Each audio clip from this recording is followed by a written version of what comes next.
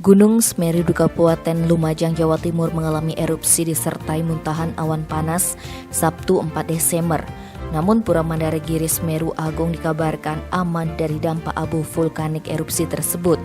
Hal itu diungkapkan Kepala Pelaksana Badan Penanggulangan Bencana Daerah Provinsi Bali Imade Rentin saat dikonfirmasi Minggu 5 Desember.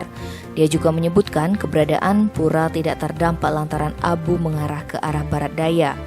Pihaknya menyebut hingga saat ini personilnya belum ada yang ditugaskan atau dikirim ke lokasi bencana, sebab personil BPBD Jawa Timur masih cukup memadai dalam mengatensi bencana alam tersebut.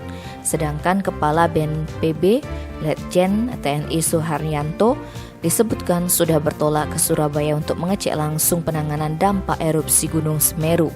Letjen Suharyanto yang hingga kini masih menjabat Pangdam Brawijaya Jawa Timur semalam sudah memerintahkan tim reaksi cepat tanggap darurat dan kedeputian logistik dan peralatan BNPB untuk memberikan dukungan penuh kepada masyarakat terdampak, baik penanganan bantuan maupun penanganan pengungsi. Tim Bali Express melaporkan.